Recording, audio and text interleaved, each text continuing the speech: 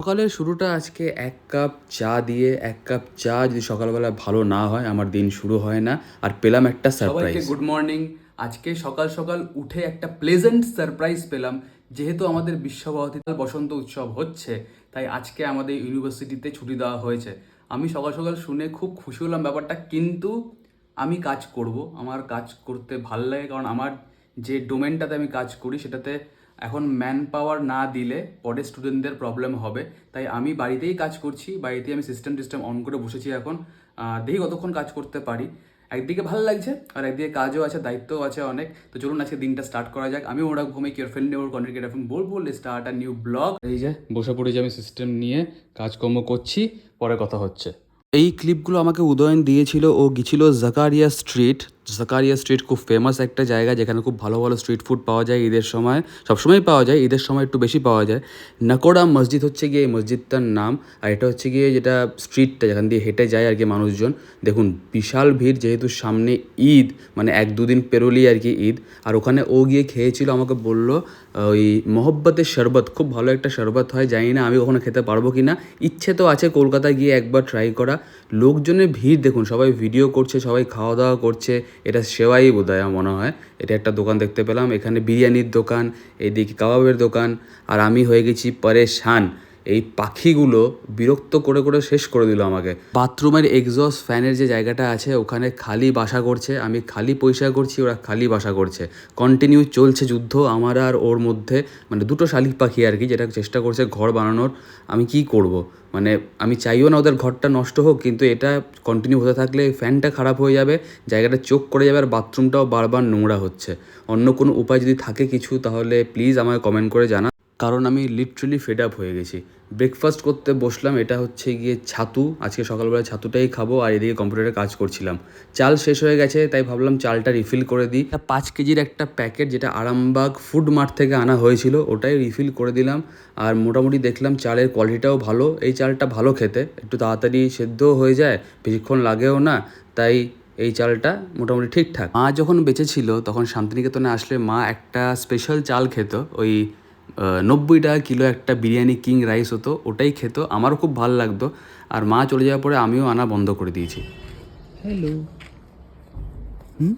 কী খবর? হুম হুম এটা ক্যামেরা, এটা খাওয়ার জিনিস নয়, এটা ক্যামেরা। ক্যামেরা ক্যামেরা, খাওয়ার জিনিস নয় এটা। Ready, tata.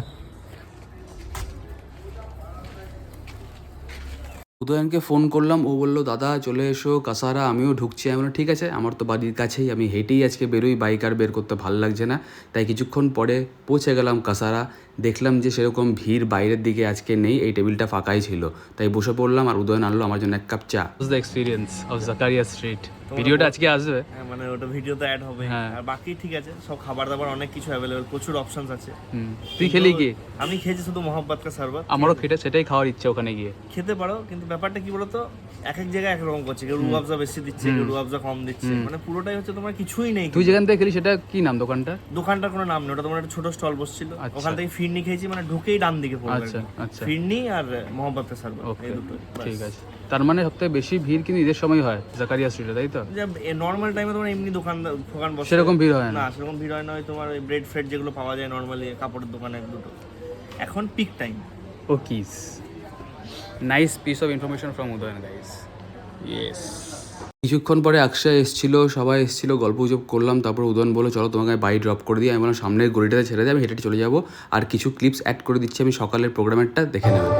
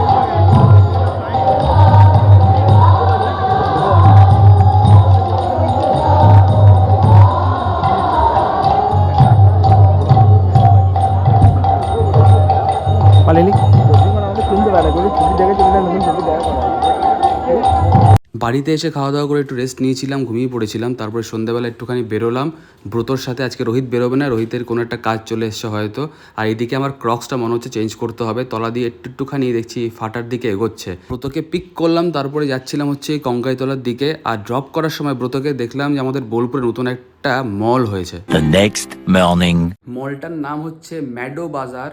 অক্ষয় গিয়েছিল, বললো 3rd ক্লাস কালেকশন, ফালতু কালেকশন। আমি বলছি না, অক্ষয় বলেছিল। আমি তো যাইনি এখনও, যদি যাই কখনো সেটা ভিডিও করে দেখাবো আপনাদেরকে। তো চলুন আজকে ব্লগটা এখানেই এন্ড করছি, পরের দিন সকালবেলায় এন্ড করছি। যদি কিছু ভালো লেগে থাকে ব্লগটা please do like, share, comment and follow Bolpur talkies. যদি শেয়ার করতে হয়, ফলো করতে হয়, লাইক করতে হবে, কমেন্ট করে জানাতে কেমন লাগছে। দেখা হচ্ছে কালকে। আজকে আমার ছুটি, আর সবাইকে হ্যাপি ঈদ। চলুন টাটা।